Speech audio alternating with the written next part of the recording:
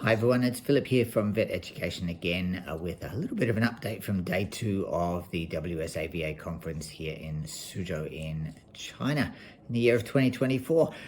I listened to a great lecture today on feline hypertension delivered by Dr. Natalie Dalgo, who's a Kiwi. She lives in the UK, has done for many, many years.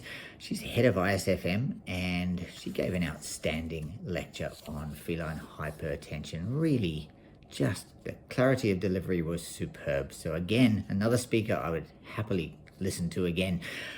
Look, feline hypertension with regards to the pathophysiology and the pathology of what's going on, it's pretty incompletely understood right now. It's a complex condition, might involve things like renin-angiotensin-aldosterone system, altered kidney function, pressure natriuresis, increasing vascular tone and all those kinds of things. But what we do know about blood pressure in cats is that as they get older, blood pressure slowly begins to increase.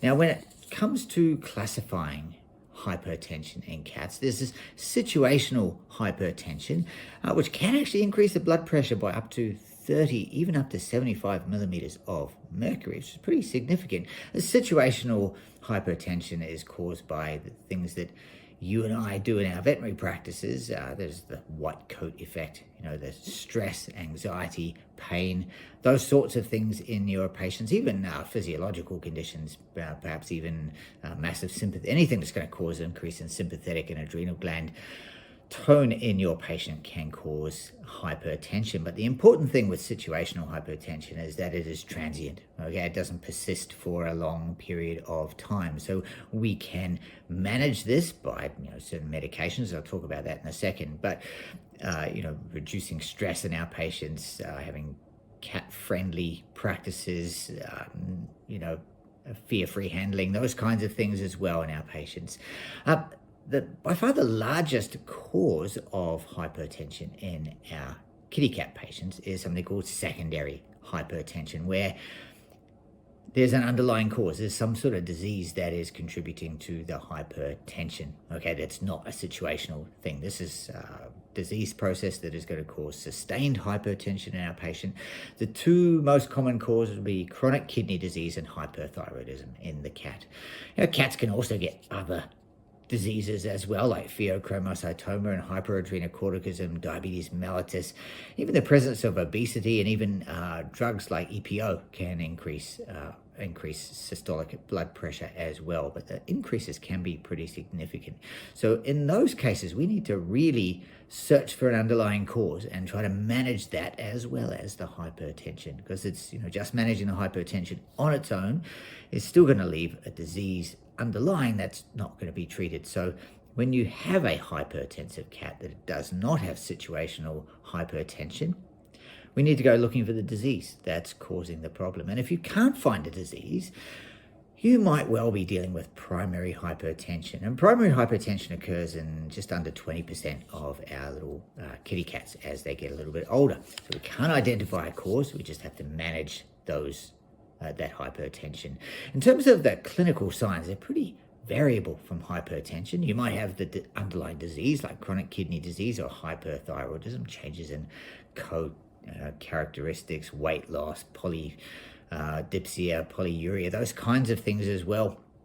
But then you may see the target organ effects of hypertension, and the most common would be ocular changes like blindness due to retinopathy, and even some neurological signs as well.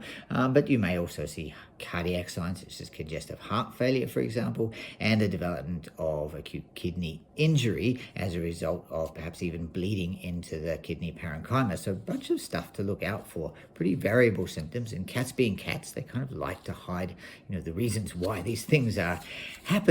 But and as far as ocular signs are concerned, you might detect retinopathy or choroidopathy with retinal detachment, I guess, is the classic one we're always taught in veterinary schools. But you might also see hyphema. Encephalopathy is a really interesting one. If you've got a cat that has just altered behavior, doesn't behave normally, may have ataxia, may have seizures, may just be not quite right, okay, then hypertension should be on your list of differentials, and you should certainly evaluate blood pressure in patients appearing with acute onset of CNS signs. Now, the diagnosis we make of hypertension, really, the classic diagnosis is a sustained systolic arterial blood pressure above 160 millimeters of mercury. But we start to be worried when that systolic arterial pressure is above about 130, 140 millimeters of mercury. And obviously, things get worse for our patient the higher the blood pressure is. It's persistent or sustained in our patients with genuine hypertension. That's a really key thing.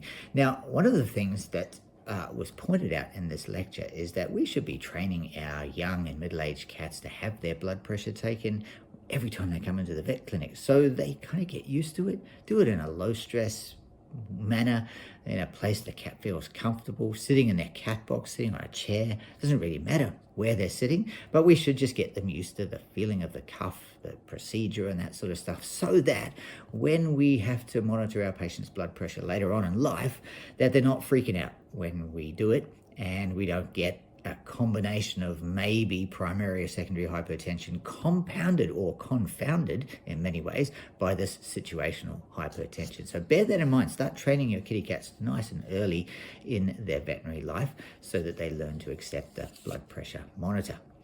You want to try and get repeated readings. Now, the ACVM has got some great guidelines that are well worth a read, with some reference ranges for your blood pressure, just as I've mentioned. So they offer a little bit more clarity than what I've just delivered now.